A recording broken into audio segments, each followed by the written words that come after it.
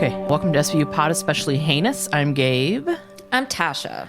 We are on Season 3, Episode 8, Inheritance. All right. Inheritance. Let's just jump on in. This is the opening scene.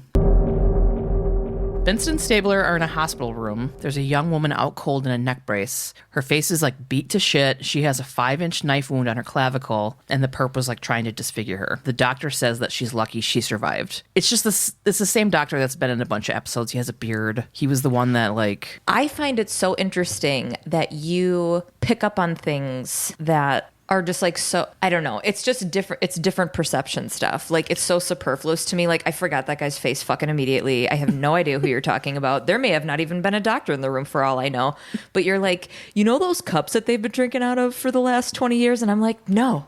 See, that's weird because like I feel like you see all these people that I'm like, who? Like, yeah. I have no idea. It's like weird. Yeah, it is weird, the stuff that we both pick up. It's bizarre. Like, separately. Yeah. What was it? It was like the name of a hospital. You're like, they were at that hospital last time. I'm like, how the fuck do you remember the name of the fucking hospital? It was like a weird Russian name. It was like Slavite or something. Slavite hospital. All right. So the doctor's like, she's lucky she survived. So she was found outside of a warehouse in Chinatown after a burglar alarm went off. She also has distinct fingerprint bruising above her knees and what looks like healing cigarette burns on her wrists in like a strange pattern, which it wasn't. It was just, I don't know. It was just like 3 random cigarette burns. Yeah. Like you were like, right where they should be for cigarette burns or whatever you said. What a strange pattern. No, that looks pretty normal. I mean, with my experience with cigarette burns. So she also has a tattoo of a dragon on her like hip. Stabler's like, oh, it must be a gang thing, which I mean, I thought that was weird. But it's also could be like just knowing stuff from being a cop. Because I get what you're saying where it's like, oh, her Aunt Shannon had a fucking dolphin tattooed on her ankle. And it's like everybody's Aunt Shannon has a dolphin tattooed on her ankle. Right. But, you know, he might be like, hey, this is significance in Chinatown. Like, this shows something that I've seen before. Yeah. So there's a lot of fluids in her rape kit, but they're all tainted because the fucking dude used bleach to, like, cover up his... Yeah, it's awful. So the warehouse has a full view of the street. There was a burglary and a rape in close proximity. So Benson's like, maybe this is 2 crimes. Right. Yeah. And to me, it's just really interesting that we start out this episode in the hospital because normally, I mean, 9 times out of 10, 9.9 times out of 10, we start with people, you know, fucking leaving a club, people in a parking garage, random people that we never see again that are like, yeah. And then I was like, Carol, don't. And then they trip over a injured person. Yeah, it's like some feet sticking out of a fucking bush right. Or it's like some guy like really pushing himself on like a woman and she's like, quit it, I'm not. And he's like, hey, what's that behind you? And you're like, are we going to talk about this guy doesn't understand consent thing or we're just going to leave it? Okay, cool. That's just it. We're on a date. Ugh, you guys will deal with that later. But anyway, not this time. Yeah. This time they're like, we can't afford these extras. So yeah, we're going to just kick it off in the hospital. Yeah, I thought that they were in a morgue for a second. You know, I thought she was like dead and they were, because you know how they're like always standing over somebody in a morgue figuring things out, but then I saw that doctor and I was like, oh, it's that fucking bearded guy that's in all the stuff. So and I'm like, I don't know that guy. They could be at a fucking toll booth for all I know. Yeah, maybe I think he's cute or something. Who knows? I'll have to look into it. So now we're at the warehouse with the whole gang. The burglary was 5 masked men. They broke into the warehouse, jumped the janitor, locked him in the closet, and made out with $50K in high-speed computer processors. And I was wondering, like, what does that look like? In 2001. Like, were they huge? Were they, like, the size of... They were individual VHS tapes. Yeah. They were... Like that guy Tyrone's recording equipment in his cargo pocket that nobody noticed. Was that in the... That was in the rave episode where he's... The rave episode. He had, like, the spelunking helmet on top of his headband, and he's like, nobody knows I'm recording them, guys. And like all these cords going down into his cargo pocket, and he's like, hey fellow people, what's up? Like, oh, so Munch pops out of the warehouse. Apparently there's only one exit, which leads to the second crime scene, and it's like right around the corner in the alley on the other side of the warehouse. So the victim that we saw in the hospital earlier, her name is Helen Chen, and she's 19 years old. She just lives a few blocks away, and she was found on the ground with a bunch of computer parts that the perps dropped around her. Munch is wondering if there's like a 6th burglar that committed the rape or he's like, is this two crimes? And Toot said that either way, the perps had to see her on their way out. Like the burglars probably saw her. Right. Like because of the one exit thing, there's no way that they didn't pass by her, if nothing else, which is fucked up. Yeah. Stabler shows Munch and Toots the possible gang tattoo, and Toots is like, women aren't in Asian gangs. They're like only associated through a brother or a boyfriend. And he says that the women will usually carry guns or drugs, and Benson's like, yeah, they're women, so they don't get hassled by the cops as much. Right. Benson and Stabler are going to go back to the hospital to talk to Helen, the victim. Toots and Munch are going to go talk to Toots' buddy in gang intel. Toots was like, he's probably seen every tat in town, and he like really, and I hated that. If I hear another person say tat, I'll fucking shoot myself in the face. I hate that. Like, we tattooers say it all the time, like, yeah, fucking tat gat, like as a joke. Yeah. But it's fucking, I need some ink therapy. And you're like, fuck off. Ew. It hurts. The cringe hurts. It's the cringe, and getting tattoos hurt. I don't care. Whatever. Yeah. I don't give a shit if I say it out loud. God, what am I fucking talking like that? Yeah, sorry. I'll move along. So now we're at the office of Detective Matt Sue. He's the gang intel guy. Yeah. It's May 13th, my birthday month. Okay. So Munch and Toots are talking to Detective Matt. He says that the tattoo and cigarette burns could point to Chinese gangs, but they could signify different things. Like burns could be initiation, kills, or punishment. I love the way that he said tattoos, cigarette burns. Oh, God, I didn't even notice. It was so cute. Tattoos, cigarette burns. Tattoos. He knows all the tats in town. So Toot shows him the tattoo, and he doesn't. He's kind of like, I don't know. I mean, maybe. There's a lot of Chinese gangs use snakes and dragons in their tattoos. I don't know. Right. He said he's not seen that specific one. And Munch is like, for being the intelligence, you don't seem to have many answers. And I was like, fuck off, Munch. Fuck off. I know. You can't just go into somebody, whatever. I know. But, like, he wasn't wrong. He wasn't wrong. Period. I was going to wind up for something, but I was like, yeah, I know. I saw you physically realize that, yeah, you just fucking hate Munch. And that's okay. It's where you're at. It's fine. It's where I'm at. And this guy's like, look, dude. He said exactly that. Yeah. Look, bruh. I worked in 2 years in Chinatown undercover and barely scratched the surface. You think you'll get somewhere with a rape investigation? Chinatown's got no love for cops. And then Toots was like, well, they're just going to have to get over that, which that was fucking stupid. Detective Matt's like, good thing you guys are here to do the thing I've worked on for years in the next 48 fucking minutes. Like, yeah, they're going to have to get over it. And he's like, all right, cool. Like, my experience doesn't mean shit. Got it. Okay. Cool. Glad you came to talk to me and fucking tell me that you can do my job better. And then Munch rolls in. It's like 2 sentences in, and he's like, you don't know shit. You're like, why are you here? Munch and Toots asked Detective Matt what his opinion is about the warehouse robbery. Matt says that the computer parts heist does sound like Chinese gang activity, and that they've been putting cases together on gangs and high-tech crime for a while now. And then Munch is like, it's the same profit margin as drug trafficking, but nowhere near as harsh prison sentences. And I was like, that's like a really smart, like, crime thing to do. Yeah. Detective Matt says that a lot of Asian gangs use rape as a punishment, and maybe the victim, Helen, like, quote, broke the rules. So. Now we're at the hospital, and Benson and Stabler are in Helen's room. She's awake, and she's wearing a metal neck brace. She looks like shit. Yeah. Sitting at her side is her brother with a barbed wire choker around his neck. I thought it was a fucking tattoo, and I was like, that is fucking sick. I thought that too. Yeah. Then I noticed that it was like 3-dimensional. Yeah. He also has really strong early aughts vibes. He's got like a big metal ball chain choker necklace and heavily influenced Sum 41 hair. Oh my God. Yeah, totally. He's wearing a black t-shirt under like this fashion Old Navy khaki vest. You know that it has like a little elastic loop on the back. I need to paint a full picture of this vest. It doesn't serve any purpose but fashion, but like ready to wear fucking weird early 2000s fashion. It's hilarious. Yeah. Especially when he gets all angry, stomping around in this stupid fucking vest. I was so focused on the fucking barbed wire thing, thinking it was a tattoo, that I didn't even notice his vest. Oh. I was just like, I'm going to post it. That's pretty sick, dude. He's like, I'm in a gang. I got this for 20% off. They had a Christmas sale. Benson tells Helen that they want to help her find who did this, and when she's ready and able, they can talk. The brother tells Benson not to make Helen cry because she'll start to choke, and then they'll have to snap her fucking jaw open. So it's like wired shut or something? Yeah. Like broken jaw, wired shut situation. Yeah. It was just a really aggressive way to like, don't make her cry. And it's like, why not? Yeah. Probably Jason. Why not? He's super irritated, like on edge, and tells Benson and Stabler that he already told them that she can't talk. And Stabler's like, yeah, but you can, Johnny. He pulls him aside. Stabler asks him what his sister Helen was doing at that fucking warehouse. And Johnny's like, I don't know, probably walking home. And you can hear Helen in the background this whole time making mouth noises like she's trying to talk, like, you know, her teeth are fucking wired together.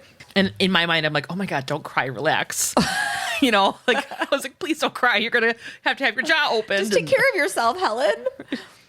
Close your eyes. So Stabler notices an injury on Johnny's arm and he asks him what happened. Johnny says that he burned it. Oh, I'm like, probably Jason. No, we know that his name's Johnny, which also tracks. Yeah, it could be either. He's like, oh, I burned it. And Benson's like, yeah, probably with a laser to remove a gang tattoo. And he's like, I'm not in a gang. He says he used to be with a group. See, he refuses to say gang. He's calling them a group. I used to be with a group called the Ghost Shadows. Which is super cool. It is kind of... It's super cool. I'm like, man, this fucking dude has a barbed wire tattoo on his neck, and he's in a gang called Ghost Shadows? Sweet. 2000 sweet. So he's like, oh yeah, I used to be with this group. And Stabler was like, oh, well, maybe you leaving that group means your sister was punished by association. He says that he got out a long time ago, but Helen's still in with her boyfriend, Dow Tran. Last week, Johnny told him to stay away from Helen. And Dow threatened to kill Johnny if he got between them. Johnny thinks that Dow Tran's gang is the one that hit the warehouse. Stabler said, try this on. Okay. It was your boys. Try this second vest on. This vest is made of words. See? What? I just love you. try this. This vest is made of words. Come on. So good. And it's free. Okay. I'm done. I'll stop. So Stabler tells Johnny, try this on. It was your boys who robbed the warehouse and raped the sister of the guy who turned his back on them. Right? And Johnny's like, Ghost Shadows didn't do that shit.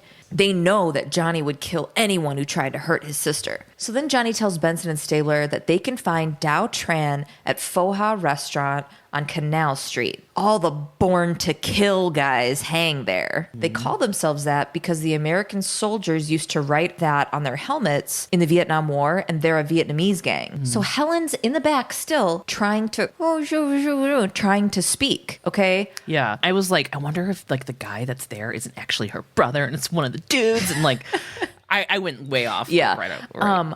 I'm sitting there going, I'm sure you saw that and was like, oh Jesus. yeah, here we go. I'm just like, Gabe is, she's a wealth of conspiracy theories in every episode.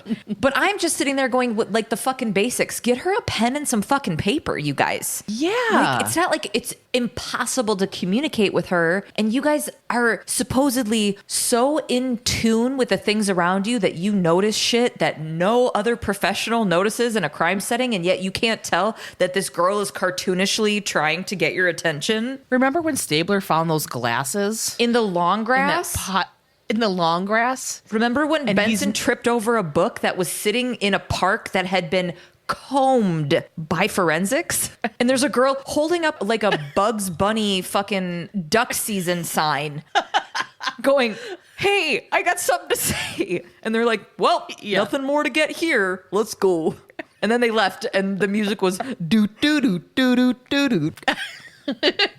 Now they're at the Foha restaurant. Benson, Stabler, Munch, and Toots show their badges and ask for Dow Tran. This woman's like, we're closed, sorry. And Dow Tran's not here. We don't want any trouble. Just, get out of here. And Munch is like, hey, pile of dudes eating at a table. These guys were just eating. They didn't even like look up. They didn't do it. They didn't even give a shit. Yeah. They were just like talking to each other, probably being like, who the fuck are these guys? We don't care. We're fucking Vietnamese gangsters. And the food looked amazing. It looked so good. And you know how we were like, oh, we need to have a fucking meeting, blah, blah, blah. Let's go to Ha Long Bay. Yes. Okay, that's the plan. That's it. That's the plan. Let's see, where was I? Oh, anyway, we were just geeking over these guys fucking eating. And we're trying not to eat, you guys. We're really trying not to eat. So now it's like we have to fantasize about eating instead. Yeah. So Munch is like talking to these dudes eating at this table, and all of a sudden a guy comes out from the back and looks at the cops and immediately lets them know he's Dow Tran because he's like, "Ah!" and he takes off. Boom. Full-blown chase. takes off after him through a tiny galley kitchen and immediately catches him and shoves his head into a bunch of ducks and is like, see how messy things can get when you don't cooperate, and throws cuffs on him. And the chef's in the kitchen like, oh my God, you guys just got hair gel all over these ducks that I just cleaned. For sure. There was a lot of hair gel in that scene. Yeah. For sure. Yeah. There was So much hair gel. Okay, so now we're in the interrogation room. It's Benson, Stabler, and Doutran. Doutran's like kind of hot too. Oh my God. There were so many hot people in this know. fucking episode. He says that him and Helen broke up, and Stabler's like, maybe it's because she doesn't like being burned with cigarettes. Benson tells him that Helen is in the hospital, and he gets visibly like, oh my God, what the fuck happened? And Stabler tells him that she was raped and beaten and left for dead. So he says, God, no. He swears he hasn't seen her in a week. He says that they wanted people to think that they weren't together anymore. And Stabler thinks it was his Born to Kill guys, his gang, Doutran's gang. Yeah. And maybe they didn't like him dating a Chinese girl with a brother that was in a gang. And Doutran is like, it wasn't that. It wasn't them. Mm-hmm. Benson was like, maybe it's because Helen's brother Johnny thinks you're not good enough for her. And maybe that embarrassed you. Maybe you raped her while his dudes robbed the warehouse. And he's like, I didn't rape. I know. Oh my God. I know. I sent you that video, right? Yeah. He's like, I didn't rape Helen. He goes, I know. Did I do it right?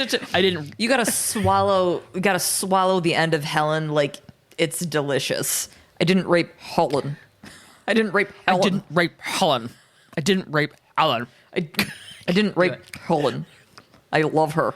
It was kind of a God, what's his fucking name? Kylo Ren. Who plays Kylo Ren? Yeah, that one guy. Adam from Driver. Girls. He had an Adam Driver voice. I didn't rape Helen. I didn't rape Helen. I didn't rape Helen. I can't. I love her. Fuck. It was. Oh, love her. He was drowning at the time. They were waterboarding him at the time.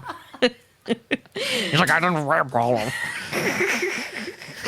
Oh. So he confesses that Helen told him that the ghost shadows did the warehouse and that she was their lookout. He tried to stop her. He says Johnny did this. Remember from before? I took a drink and made that. Remember from before? Remember? He says that Johnny ordered his own sister's rape. And like Helen didn't want to be in the gang anymore, but Johnny has this control over her. And that the cigarette burns are from Johnny making her do it because of Doutran. And Stabler's like, well, it's your word against Johnny's. Aren't both of their words not great? Yeah. Equally? Right. Doutran tells them to ask Helen. He's like, you know, when you were there, you should have asked her, but it's fine. You can go back. Right. She's still there, wildly waving her hands around going, I have something to say. Yeah. So now we're in the hospital. Benson and Stabler are talking to Helen. Helen. That was it. Yeah. That was That's enough. Helen. Benson and Stabler are talking to Helen. That was good too. That was great. Okay. They're like, we can't help you if you're protecting your brother. And she's like, why are you accusing me of lying? You haven't even talked to me yet. Yeah, she's like talking through her teeth. Yeah. Ugh. They know that he's involved in her attack. She's like, it's not true. And she also says it's not Doutran and that he loves her. They tell Helen they know Johnny made her burn herself. They ask if she saw him the night of the warehouse. And she's like, I don't remember. She said she got hit then passed out. And she doesn't believe it was her brother. And they're like, where is he? And now she's crying. And she's like super beat up. And it's like super sad. Mm-hmm. She kind of gets lost in this. Yeah. Super hard, actually. So she tells Benson and Stabler that the gang has a warehouse where they keep all their burglary treasures. And it's actually a Scrooge McDuck coin silo. So. She said scores, and I was like... I was going to say, she's where they keep their scores. And Gabe, like, so self-satisfied, goes, they keep all their burglary treasures.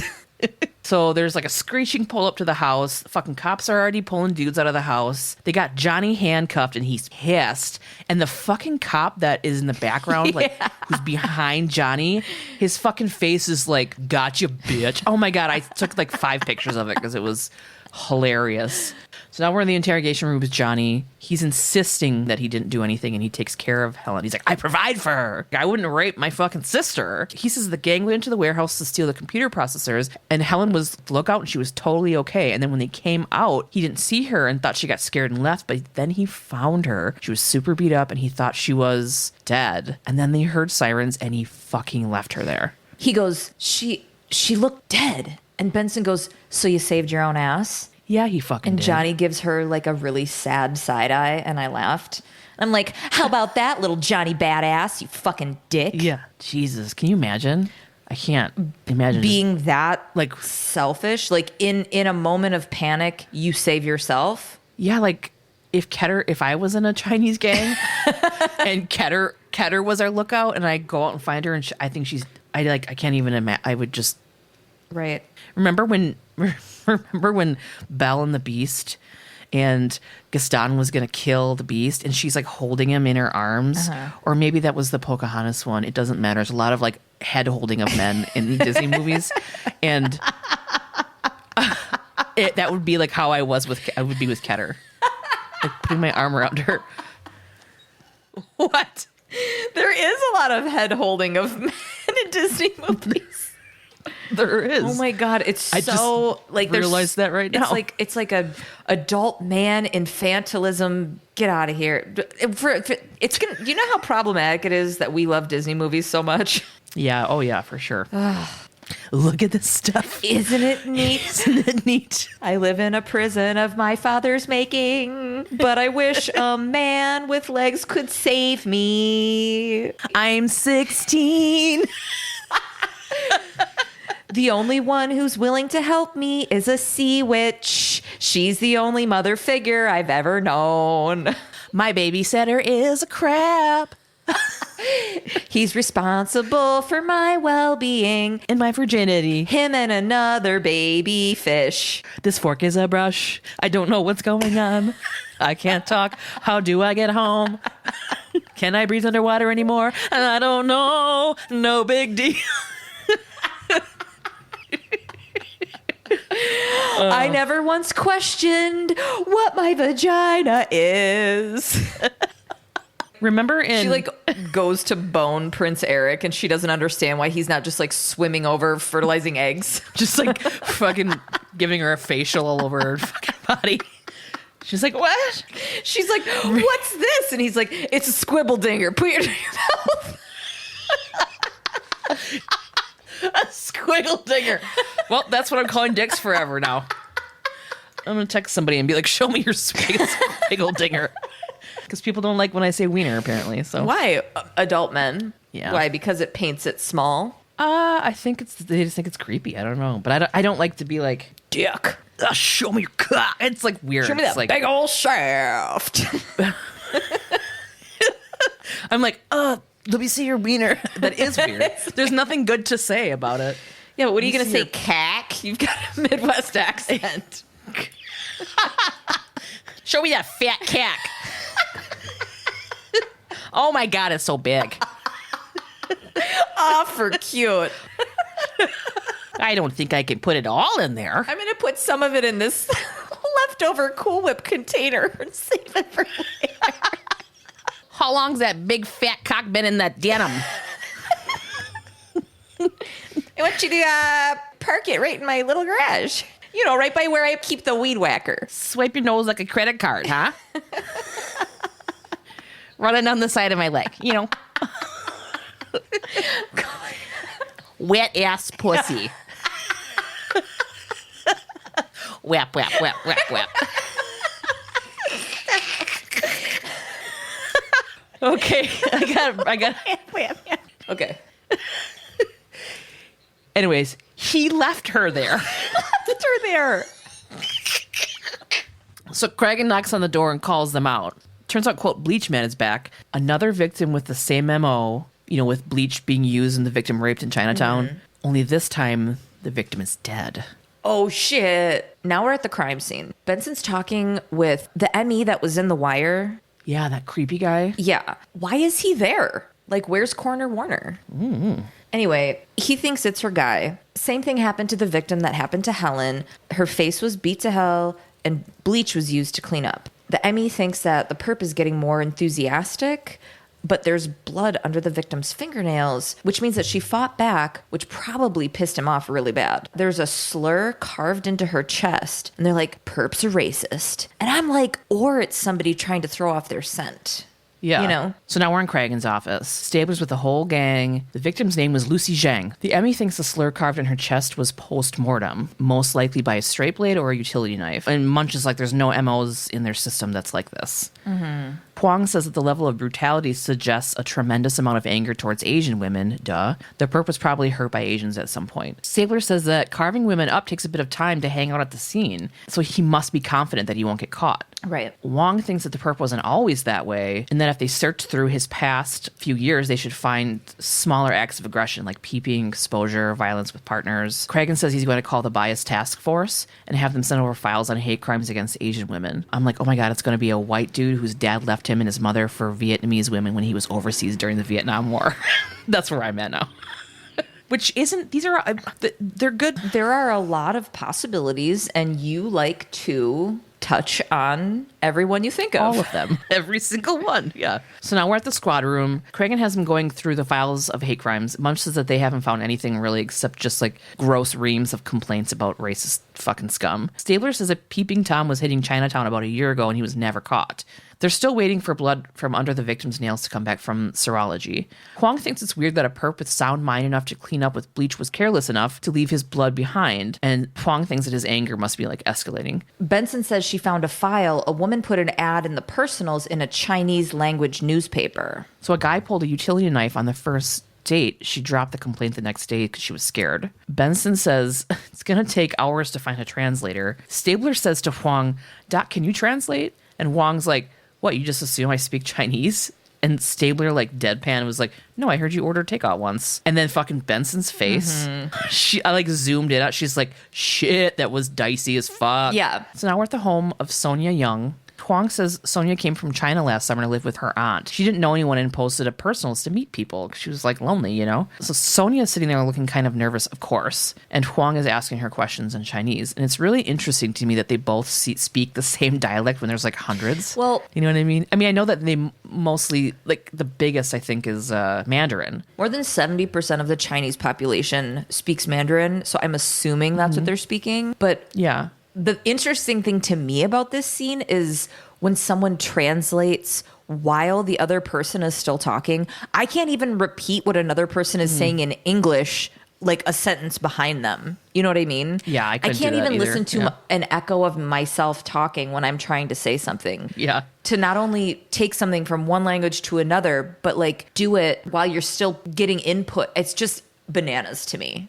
Yeah. So Sonja tells him that when she posted her personals ad, he wrote back like right away. And they wrote back about 3 or 4 times a week. He says he was an engineer in Beijing. They arranged to go have dinner at a restaurant close by, but when he arrived, he wasn't who he said he was. He had told her he was Chinese, but he was actually black. There's a walk and talk outside of Sonja's house with Huang, Stabler, and Benson. Stabler asks Huang how many black men can write and speak Chinese well enough to fool a native, and I feel like that's a weird thing to say. It is a weird thing to say. Yeah, but moving along, 2001 or whatever the shit. Well, they wouldn't say that if it was a white dude. You know, they would just assume that he was educated. I know. So that's fucked up. It's like, yeah. I mean, it's apparent what you mean when you say like it's fucked up, because it is. Huang says that the perp could be a student or work at the World Bank or the UN or just fucking no Chinese dude. I don't know. Huang says the dude lied about being Chinese because he knew she probably wouldn't go out with him, but the perp expected that once they met that she'd be so taken by him that she wouldn't care about his ethnicity. But her reaction to his race is what sets him off. So Benson was on the phone this whole time, and she gets off the phone. So the P.O. box that the perp used to receive Sonja's letters was paid for with cash, and the personal ad he used was over the phone and paid for with a stolen credit card. And I'm like, fuck, this guy is thorough as shit. Like, he knows what he's doing. And then, so they're getting in the car, and Stabe yells out into the street as he's getting into the car, "Let's follow the money!" They love saying that. I know. I'm like, that's usually a Cragen thing. He looks around for Craig, and he's like, somebody's got to say it. Like father, like son. So we're at Mr. Larry Tang's house. Benson and Stabler are at the house of the victim whose credit card was stolen. He's a computer parts salesman or something, and he's rushing around getting ready to go to work. Stabler's curious why he waited a month before reporting his credit card, and he was like, yeah, that sucked. So he was overseas, and when he gets back, there were all these random charges on it, and he's like, well, the credit card company was really cool and didn't make me pay for it. I don't know who could have stolen it. I must have just left it laying around when I was in a rush for packing for my trip. He said there were some weird charges on it, and he thinks that whoever took it was was getting some action. So he shows in the credit card statement that was like right there. He's like, oh, well, let's see. Oh, here it is. And I was like, please. And there, it was for. Oh, please. Oh, I don't believe any of this. You know what's unbelievable about this? Just that thing. So there is a place. I can show you my dick. I can show you my schwing-dangler. Schwang-dongler. Schwang-dongler? Was that what you said? I have no idea.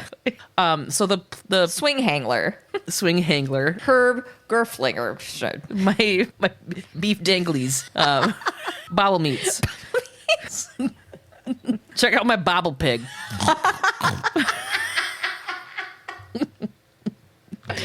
Okay, so he says that on the credit card statement, there's a place called, quote, China Girl for $200. It's a massage parlor in Chinatown where nobody actually gets a massage. What? Now we're at China Girl Massage Parlor. Benson and Stabler show up. They're flashing badges. A dude in a Hawaiian shirt shuffles a woman in a robe off into a room and asks Benson and Stabler for search warrants. They're like, dude, we're not with Vice or INS. Like, we're not here to fuck with you.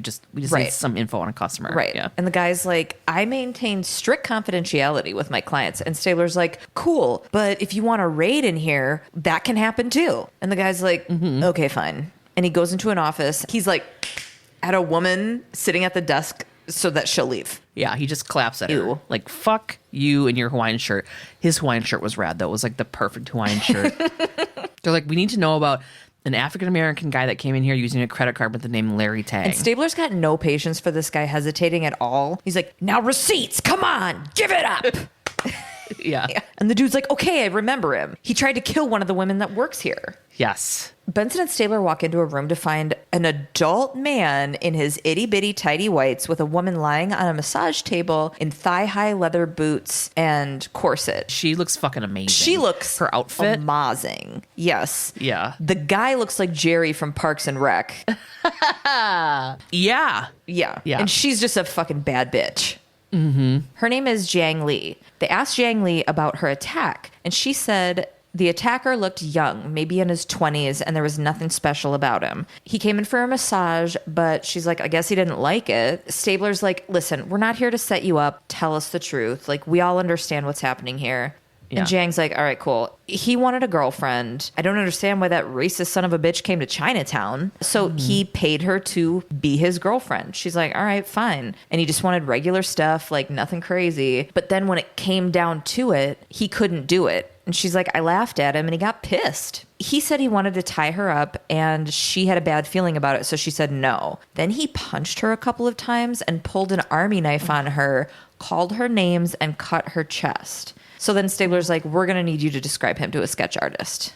We're in the squad room. Stabler announces to the room that he faxed a sketch to a lot of schools with Chinese language programs and got nothing so far. Huang says that this perp has chosen to immerse or imitate a culture that is mostly insular, especially among the older generation. Huang said that if his sister would have dated a black man, his parents would have been pissed. So Benson's like, this dude puts himself in a position to be rejected, not only as a man, but as a non-Asian. It's like he wants an excuse to get mad. Just then Munch walks in. They got a hit on the DNA from under the fingernails from Lucy Zhang, a black guy that was sent away on multiple rape and homicides. Just got out last year and is in a halfway house.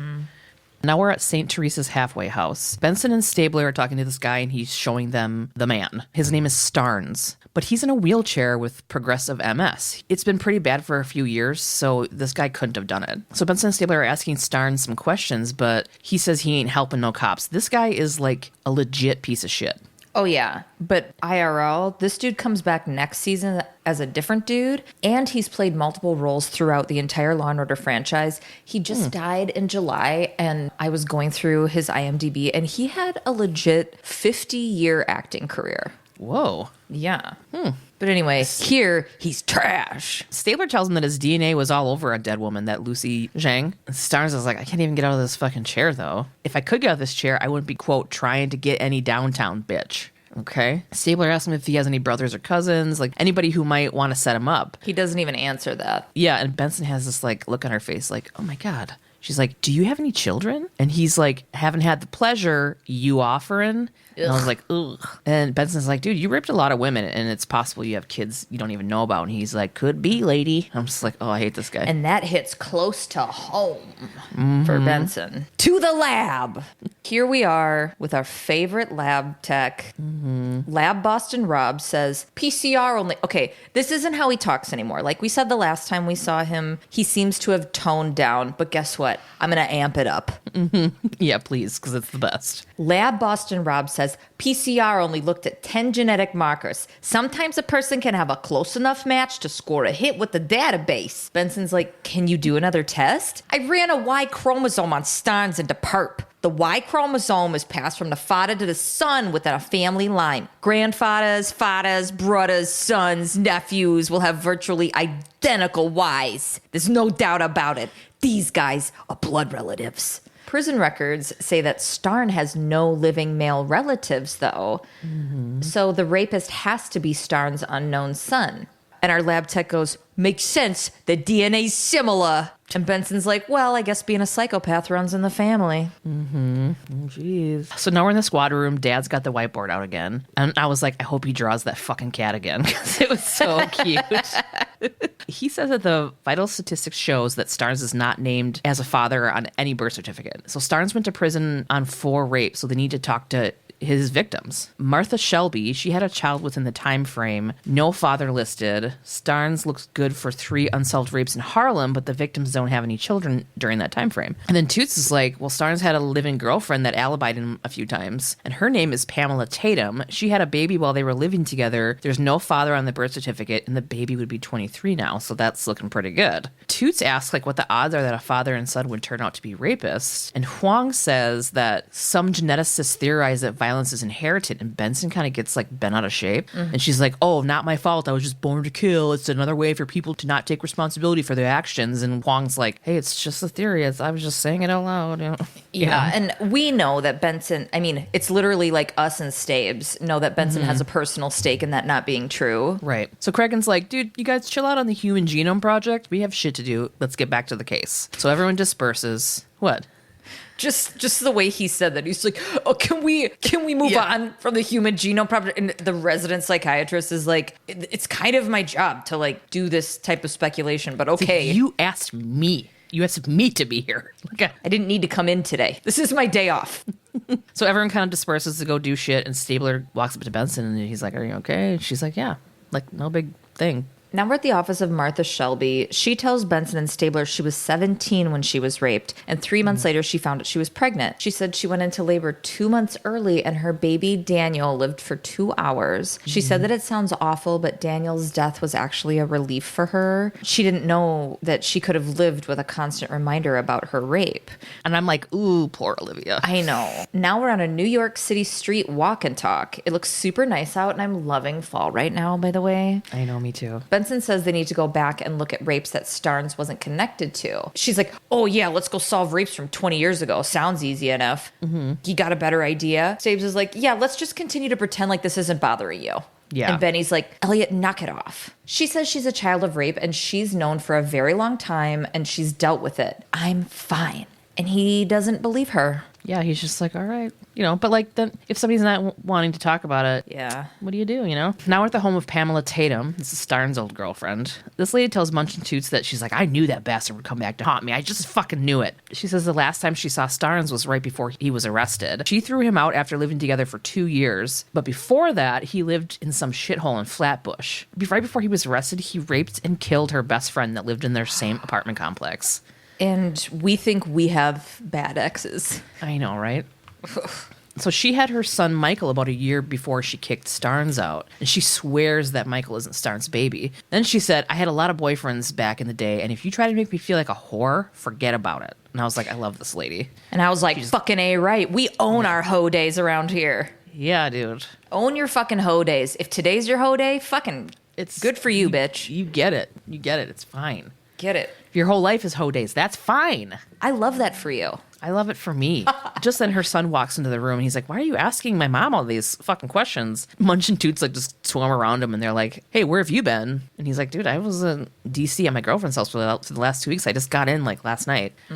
And Toots wants him to come in and take some tests and Pamela's not having it. She's like, he is not Starnum's son. And Munch is like, but you don't know for sure. And she's like, get out. I mean, this young man walks in some sweatpants like, hey, why are you guys all up in my mom's butthole? Yeah. And they're like, what did you do? And he's like, Yeah. So they're doing a walk and talk in the hallway back to the elevator. And Toots is like, this guy fits the profile. Just then, Michael steps out into the hallway and he's like, dude, I didn't hurt anyone. I want to help, but I also don't want to know if I'm Starn's son because I know what he did. So is there any other way? Munch and Toots ask him if he would be willing to stand in a lineup. And he's like, fuck yes. Totally for it. It's not him, you know? yeah. So, Which still scares me, though, because he's black. I know. It just because, I mean, crazier things have happened. Yeah. I'm like, do you got to do that DNA? Because, Yeah, don't agree to anything. yeah. Now we're in the squad room. Munch tells Cragen they need an interpreter for Sonja Young to bring in for the lineup. And Cragen's like, cancel it. Michael's alibi cleared. He was seen in DC running around. And Toots tries to push for it. Come on, he already agreed to it, which is really weird to me because his alibi cleared. Like, why are you trying to do a lineup now? Yeah. You know what I mean? know. It was very weird to me. Yeah. So Cragen asks everybody like their findings on the unsolved rapes because they're going through everything. Benson's like, we have nothing before 1977. This dude could be anywhere. They have 5 boroughs of cold cases to sift through. And I was just like, this is insane. I would quit my job. Like, I know. I'm done. I'm not doing this paper. Just them saying that sounds insurmountable. I know. And then Munch is like, well, Pamela told us that Starnes used to live in Flatbush before they hooked up, so we should go through the Brooklyn files. Of course. Narrow it down to like, one area, which is good. It's fucking huge. So now we're at the apartment of Susan Guan. That's another one of Starnes' victims. Benson and Stabler ask her where her son Daryl is, and she doesn't know. And she's like, sometimes he doesn't come home. They tell her that they know she was raped in 1977 and let her know there's a bunch of attacks on Asian women. And she's like, oh my God, is he back? Is he back around here? Like, holy shit. And they're like, no, your rapist Starnes is really sick and he's going to spend the rest of his life sick and he can't hurt her. And she was kind of like, whew. They ask if Daryl, her son, is a product of that rape. And she says, yeah. Benson's like, we found blood at a murder scene that may be Daryl, so they need to find him. She's like, oh my God, no, Daryl's such a good guy or whatever. And Stabler plays the whole, like, I'm not saying it's him, just want to talk to him. Right. Miss Guan, like, pauses and the music starts getting all swelly and she's like, it's my fault. After she had Daryl, she moved in with her parents because she had no money. She thought that because Daryl was her son, they would love him because he was hers. When they saw Daryl, they were like, give him away. And they called him like a devil or something. Like, they were just awful. And then Stabler's like, why didn't you move? And she's like, well, I guess a part of me hated him too. You see Olivia's face and you're like, oh God, this is hard. That's way harsh, Ty. Yeah. And Benson gulps this cartoonishly large lump down her throat, and Stabler rocks back on his heels with his hands in his pockets like he's, hoo boy. You should. Yeah. Whew. Stabler asks her if she's like noticed any shady shit Daryl's done. And she's just kind of silent. And then the next thing you know, Benson and Stabler are going through his room. So the sketch doesn't look anything like Daryl. Stabler thinks the victims maybe knew he was half Asian, half Chinese. Benson finds a bunch of books on serial killers and murderers, and I was like, Jesus, don't go through any of my shit. Yeah. If that's a thing. Like, I understand the accumulation of everything is what makes the book seem like, whoa, but it actually means nothing. Hey, I was looking at your Netflix history, and I'm like, fuck. You've watched Romper Stomper too many times. And I'm like, oh, God. Oh, my God. But if your blood was found at a murder / rape / you have a bunch of books on murder and probably murdered someone, then, like, then it's like... So Stabler finds a pair of bloody jeans. Benson, again, is like, where is Daryl? And I'm thinking, like, this guy is so thorough. I'm surprised he hadn't gotten rid of those pants by then. I know. You know? Yeah. But that's when Kwon goes, well, he's getting angrier, so he's getting sloppy. He, like, gets home and, like, shimmies his jeans off his body, and he's like, I'm angry. These are staying on the floor. Yeah. We're at the Sam Sing drugstore. Dork. I know. Okay, so now we're at the Samsung drugstore. A worker tells Benson and Stabler that Daryl's out on deliveries, and they want the addresses to where he went. The guy says he should have known Daryl was up to some bullshit because a few women called complaining that he kept asking them out.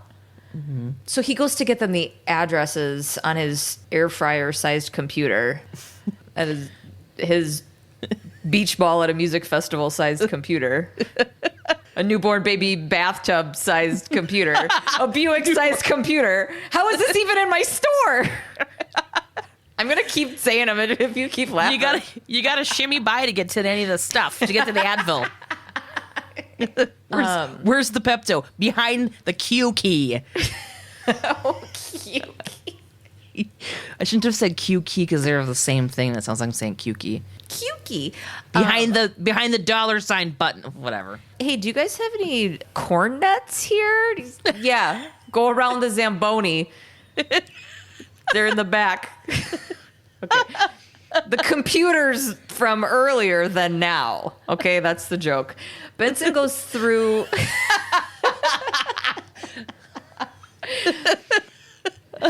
Benson goes through his computer to see that Helen Chen and Lucy Zhang's mother are both in the database for the pharmacy. Benson tells Munch to call for backup. Oh, shit. So now they're out on the street. Benson and Stabler are outside one of the addresses on the list of Daryl's deliveries.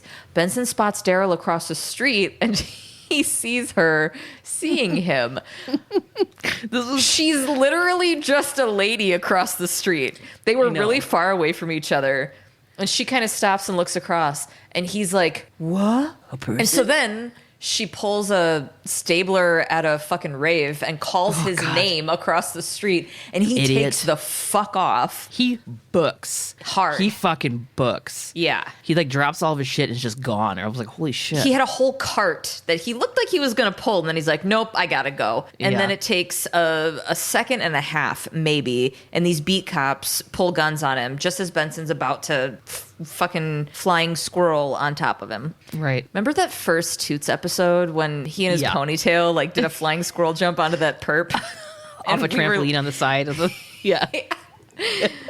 We're like, yeah, he's part of the team. So Benson grabs him and slams him up against the wall and throws him to the ground. And Stabler pulls her off of him because she is going hard. Well, which is crazy because Stabler goes hard constantly. Yeah. And I think like in this episode, they're trying to be like, see, Olivia can be violent too, but she like didn't do anything. But cute. But cute, sure. Also, Stabler strikes me as a do as I say, not as I do kind of dad. So like, of course, he's going to bring that into the workplace. Yeah. So they've got the guy. Turns out he's got a water bottle full of bleach. On him. This dude is like all about opportunity. Fuck. On his person. Yeah. Yeah. We're at the courthouse. Daryl's lawyer, Margot Nelson, runs into Cabot and says that she expects an updated witness list on Daryl's case by next week. So Margot is defending Daryl pro bono. Why is the carpet all wet, Todd? I don't know, Margot. That's all I could fucking... I couldn't get past it. Margot usually like takes on rich clients, but she's defending Daryl pro bono. Cabot says she's like, you're only doing that to make headlines. And Margot insists it's to save Daryl's life. She wants the death penalty off the table. And Cabot's like, what the fuck? This dude planned his attacks and intentionally chose his victims based on race, national origin, ancestry, gender. The dude's a prick and did 5 of the 9 criteria under the Hate Crime Act. And that's an automatic sentence enhancement. So Margot says that he's not guilty of murder 1. And Cabot's like, remember the DNA under the fingernails, the blood on the clothes, not to mention the bottle of fucking bleach? And Cabot gets sassy and she's like, what's your definition of guilt? And Margot gets also, I love this fucking lady. I know I shouldn't say this, but I fucking love this bitch. Yeah. Margot gets sassy right back and she's like, guilt, noun from the Middle English G-I-L-T, the fact of being responsible for the commission of an offense. Operative word being responsible. She wants not guilty by reason of mental disease or defect and says, yeah, my parents made me read the dictionary. And I was like, I fucking love this bitch. She strikes me as a Kathleen Zellner type. Kathleen Zellner. She represents Stephen Avery. Yeah. Yeah. Only I feel like this lady is she's just coming off even smarter. She's just... Really? Well, because then you find out she's has a PhD in like genetic fucking biology or whatever on top of being a kick-ass lawyer. I was like, right. Mom, are you my new mom? You know? So we're outside of the courthouse right now. Cabot is talking to some dude. Is this the DA? Or who is he? Executive Assistant District Attorney Stan Villani. He says Margot has a PhD in molecular biology along with her law degree and wants to know why she's defending a rapist. And then Cabot's like, I think she wants to fucking set a precedent. Her witness list is full of geneticists, biologists, genetic psychologists, all, helping her with the insanity defense. Mm-hmm. This guy's like, not guilty by reason of DNA, please. Margot wants to prove that Starnes' DNA is why Daryl is a fucking rapist. This is some dicey shit. So the other dude, the assistant of the blah, blah, blah, he says that the quote, Fry standard precludes scientific evidence generally not accepted by the scientific community and tells Cabot to file a motion in limine, which I don't know what the fuck that means. It's Latin for at the start. Okay. So it's just a lawyer term for file that shit now. Yeah. So Cabot's not sure that she can. Margot has science on her side, and it's just a generally accepted theory that violence and DNA are linked. And I'm listening to this conversation going, where's the legal precedent, though? You can't just bring something into court. There's no precedent where violence is linked to DNA and it gets somebody off. Yeah, but that's what Margot's trying to do. I know, but I just don't understand why she's trying to set that precedent. For sure. But I don't understand why Cabot feels so painted into a corner about it when creating the precedent is insanely difficult. But if one already exists, then I could see Cabot shaking in her boots. But for some reason, she's just like, it's a generally accepted theory. Not in the legal system, it's not. Yeah. But whatever. This is where they're dramatizing this shit. I go into it in the chaser, but yeah. So she doesn't trust a jury to make the distinction between violence and DNA being linked and violence and DNA being not causal. And that's the judge's job. But anyway. Yeah. And then I was like, I wouldn't fucking trust a jury with anything at all. Gabe hates a jury. You ever had jury duty? Well, fuck you. You're like, I had to go.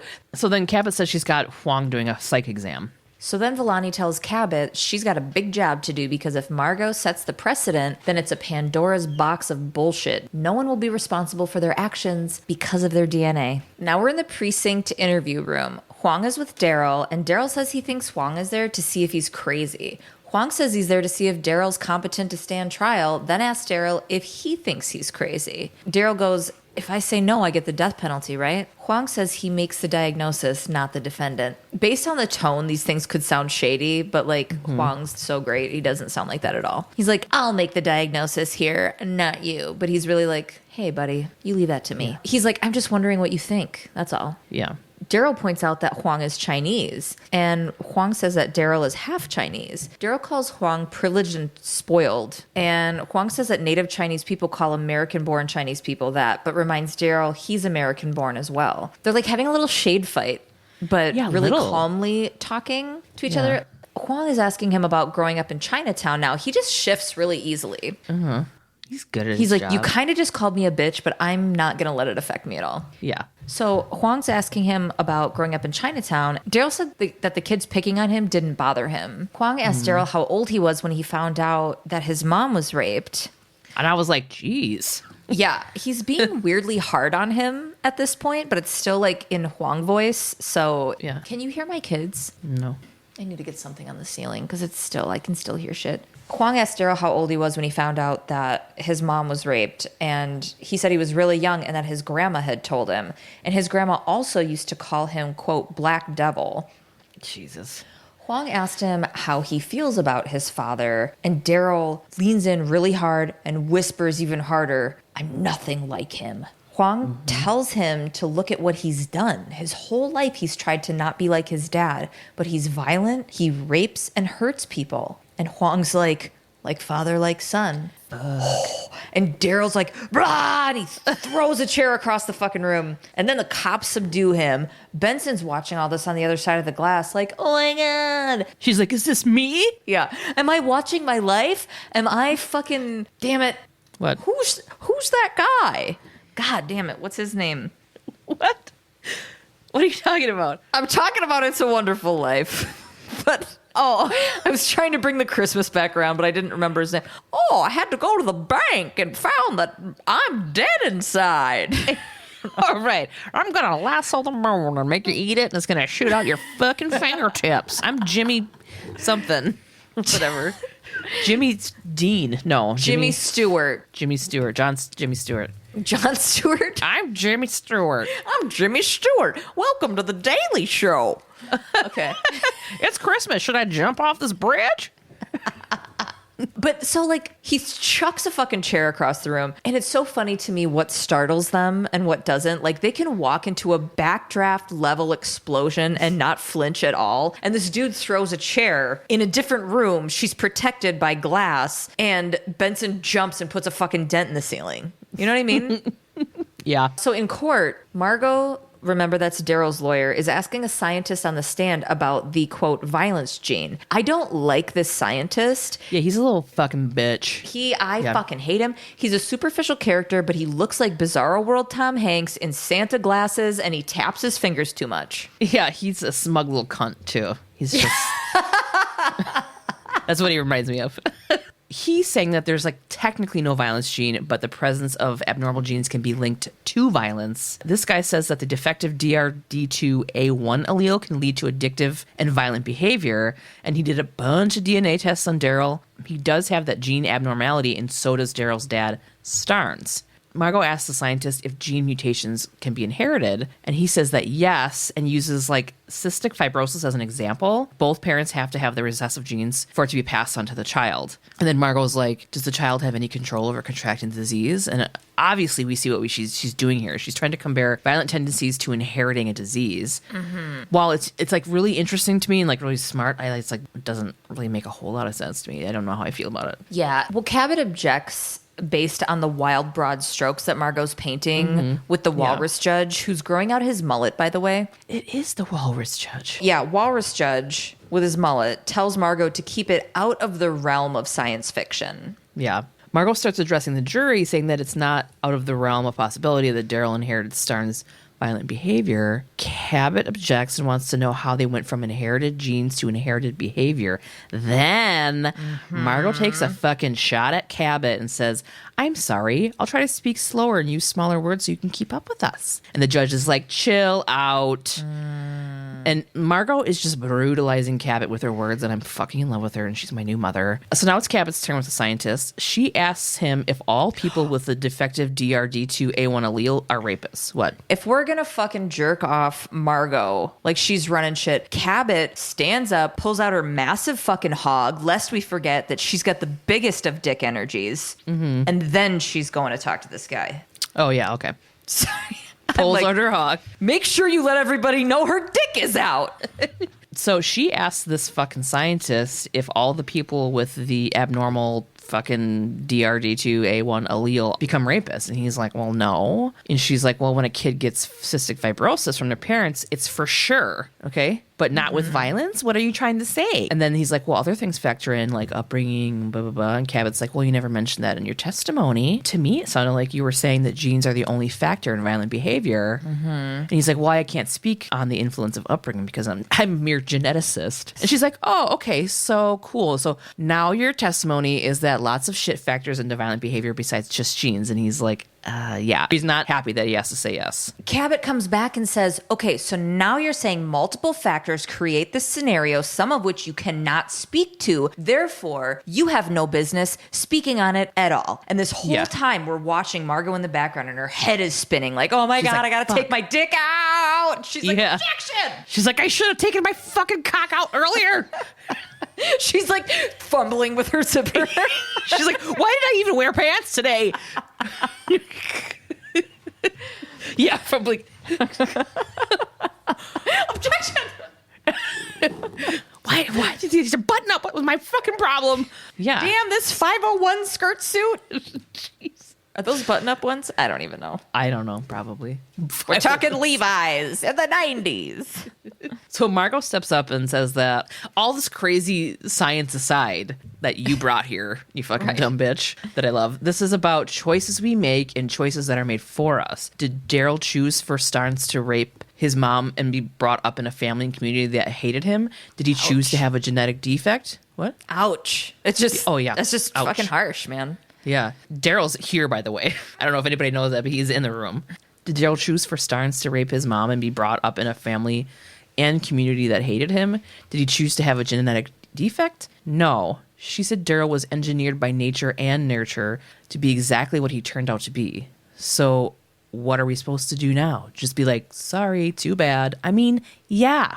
Yeah, that's what free will is. Yeah. So now it's Cabot is talking to the jury, and she's like, it's obvious Daryl had a difficult life, but none of that stuff is an excuse for murder. In a civilized society, we have to take responsibility for our actions. Cabot says that Daryl was in total control of his actions when he committed the crimes. He chose his victims very carefully, as we know, and he knew what he was doing was wrong, and he did a bunch of shit to get away with it. He needs to take responsibility, and Benson is sitting there taking this shit all in. Yeah, and then that precog from Minority Report pops in and whispers, "You can choose." That one lady. God, I need new eyeballs. All right, so we're in Wong's office. Benson comes in and she tells Wong that Daryl was found guilty on all charges. Thank God. I want to know what the fuck happened to what's her face, Helen. Helen? Like, what happened to Helen and Johnny and Helen? Hello. I don't know what happened to Anyway, so yeah, Daryl was found guilty on all charges. Wong says it was a tough case for him, and he felt like it was maybe tough for Olivia as well. So she fucking opens up to Wong and tells him that she's like, dude, I was a product of rape. I love to see her opening up. And also this entire scene, Huang is making so many thinky faces. I know. She said, she's like, it was probably the biggest reason why she became a cop and wanted to join SVU. Benson says that she used to tell herself that it was because she wanted to do good, but she says in her job she has to be aggressive and even violent. And then Huang asks her if she thinks that makes her like Daryl. Benson says that if Daryl has that aggression and violence in him, did he have a choice? ? Does anyone have a choice? And then Huang, this is like the most intense I've seen him. He like leans in hard and he like sort of yell whispers kind of, "You don't hurt people, Olivia. You protect them." And he's got a little smile and he says that. You're proof that we... I hard peed on that. I mean, I popped my pee super hard. That doesn't work either. On the mic. On the microphone. Yeah, I know. You're proof that we do have a choice. And I fucking love Wong so much. Mm-hmm. Olivia's clearly holding back tears. And, I mean, not even really. She's crying, basically. And she's like, or maybe I'm just lucky. That's the fucking end. Yeah. I have like full body chills right now. Yeah. I got really into that last part. I hope this isn't boring, by the way, because I'm going to talk about science stuff. Wait, I love science stuff. Yeah, but you're boring as shit. No.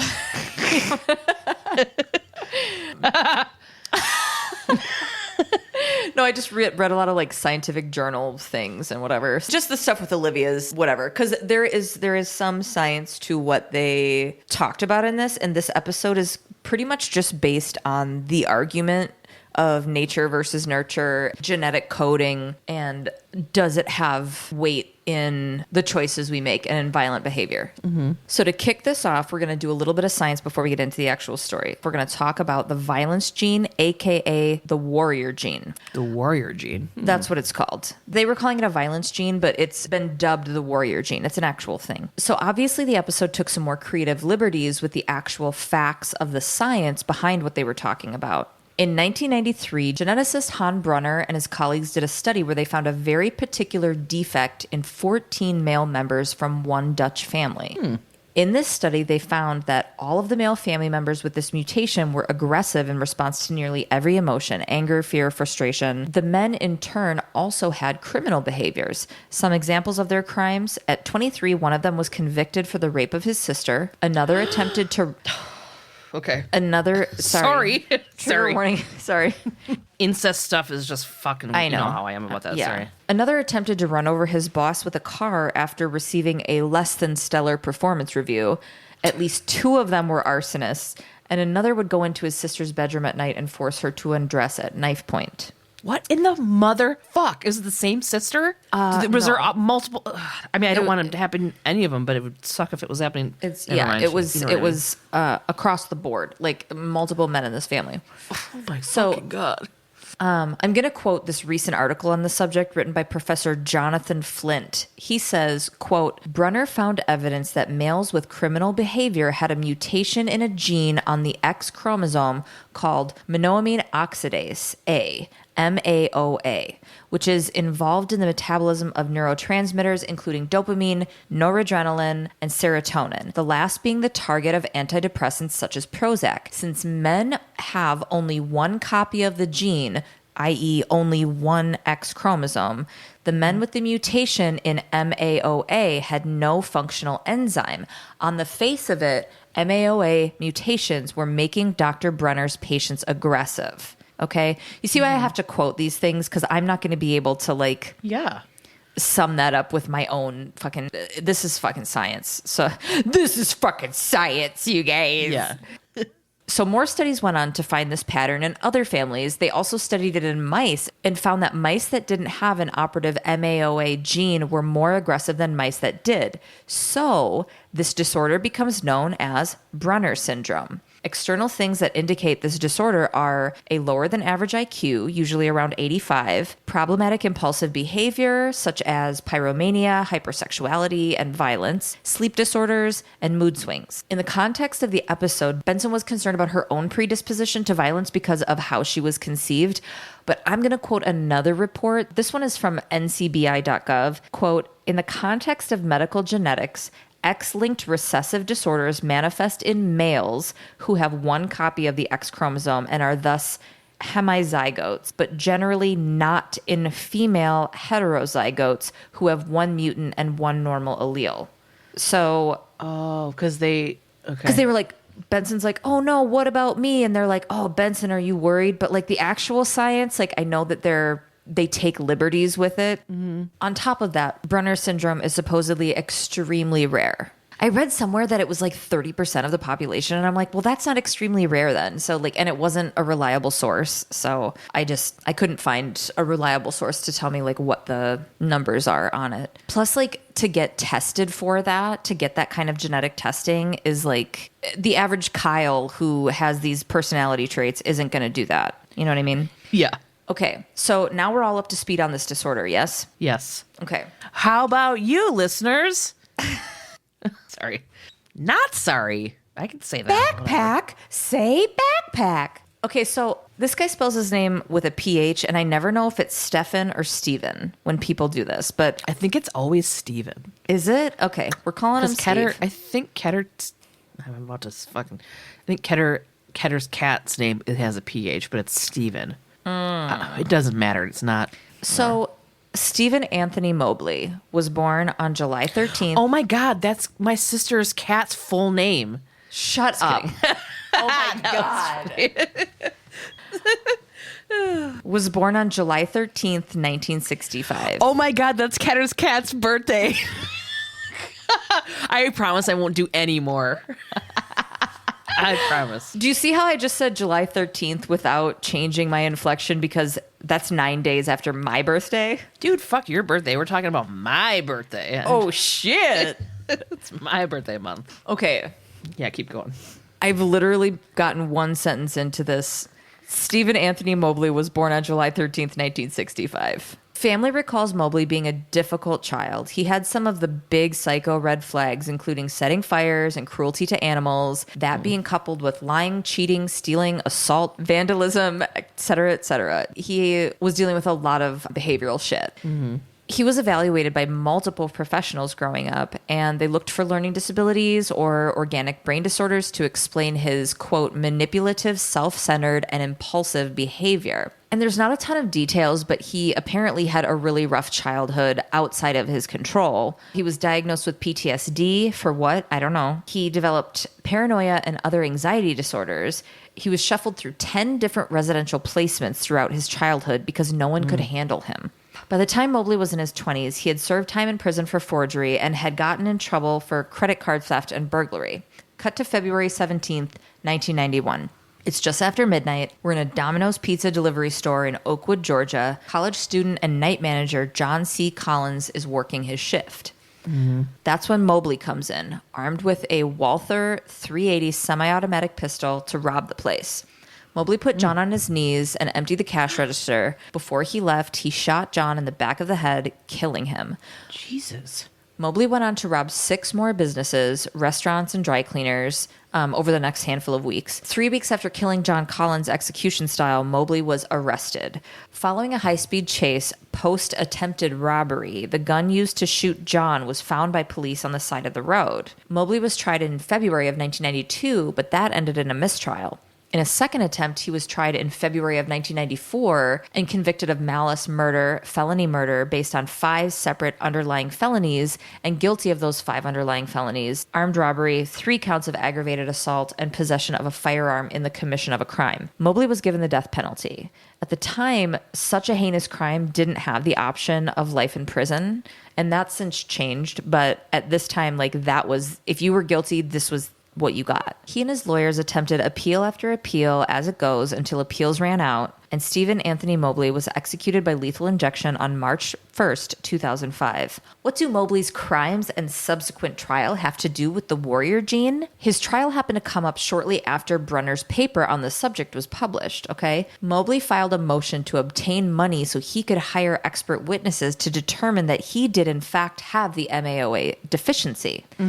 The court threw out his petition, but his attempt at this defense spread in the legal community. So in 2000, the argument for the warrior gene was used in Dion Wayne Sanders' case, who shot both his grandparents, and that changed the outcome of his trial. The verdict came back as life in prison instead of the death penalty. It's been attempted since, and the only power the defense has really had is to drag shit out. It comes down to it being one of thousands of determining factors in human behavior. There are 23,000 other genes in the human genome, none of which have been found responsible for contributing to violent acts. So studies continue to be done with larger and larger data sets to be able to have advanced diagnoses of common diseases, diabetes, heart disease, etc. But who knows what arguments can be held up in the future? Like, that's some Minority Report shit. Yeah. The reason I tell you the story of Mobley is because that was the first situation that got attention on the warrior gene, and it has been debated furiously ever since. Yeah. And it makes sense to, I think both sides arguing it makes sense. You know what I mean? Yeah. Where it's like, yeah, of course there are tens of thousands of other genes as well as outside influence that creates a situation, and you can't just blame one thing. But also, all it takes is like one small change in a DNA strand to completely change. You know what I mean? Mm-hmm. Well, like, and it's like if one of your cells decides to fucking mutate randomly, cancer. You know what I mean? That's what I'm trying to get at. Yeah. Is like it can change entire outcomes. So it's like, I get this is where we're at right now because, yeah, we believe in like free will and whatever else, and which is, of course, a factor in anything. But I don't know, man. I can't imagine how long it will take to seriously be looked at because, I mean, there's clearly science behind it. When they do studies with mice and shit and they're like, hey, these mice were aggressive and these mice weren't, it's like, that's as cut and dry as you can get. These mice aren't raised with like a mean dad and the other one is. You know what I mean? Like, You know what I'm saying? Like, right. So with that being a significant factor, you would think that that would hold some sort of weight. But nobody gives a shit about criminals. Nobody gives a shit about people that are in the fucking prison system. That's a whole other issue. I just thought that was super interesting. It's very interesting. Next week on svupod Especially Heinous, we're going to be talking about Season 3, Episode 9, Care. The team investigate the death of a 5-year-old girl in foster care. The detectives look into her family connection in the search of a motive, and Tasha quits the show. Yeah. Yeah, this is a really fucked up one. I hate this. Oh, I'm not looking forward to doing this one. Great, fun. Sounds great. Sounds fun. Hey, thank you so much to our Elite Squad patrons: Hayley K, Sonia W, Jennie S, Skye K, Nikki B, Marisa M, Elke H, Sarah A, Annie G, Mary D, and Andrew. Hey. Thanks, you guys. You guys are awesome. Thanks for letting us be alive. I don't know. Just appreciate you, I mean. Check out our Patreon. We've got garbage cookies. We've got friendship boats. What does that mean? All the definitions are waiting there for you at Patreon. Follow us on all social media at svupod. Check out our website, svupod.com. Join our Facebook group, SVUpod Elite Squad. Yeah. We hope your guys' Halloween was fucking kick ass and nobody ate any razor blades. And you know that whole thing's a myth that like never happened. Yeah. Okay. So love you, bye. Love you, bye. Bye, Helen.